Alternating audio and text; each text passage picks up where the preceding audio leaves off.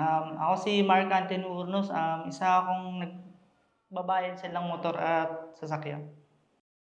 Ako po si Mark Quezon Urnos, 31 years old.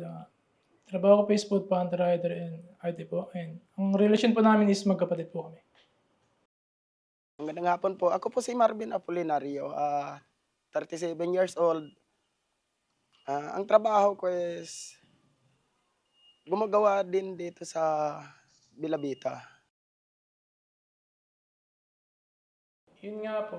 Siyempre po, pag yung nakabukod po, iba po yung nakabukod eh. Lahat po magagawa nyo. And sarili niyo po. Yung po tinatawag po freedom po sa mag-asawa po. Yun po. Yun nga ma'am, bali simula po ma'am nagkaroon kami ng pamilya, naisipan na rin namin bumukod para magkaroon ng sariling bahay. Hindi ko inakala na magkakaroon ako ng sariling bahay. Dito pa lang po. Kay lupa po mismo.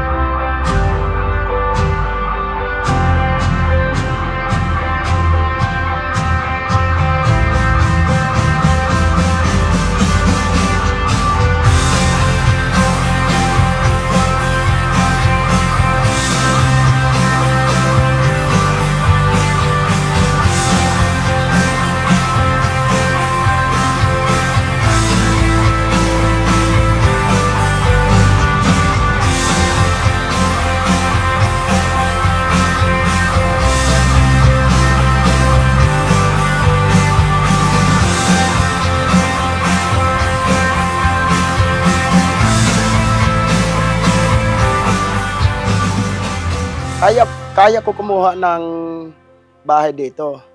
Mas lalo pa sila.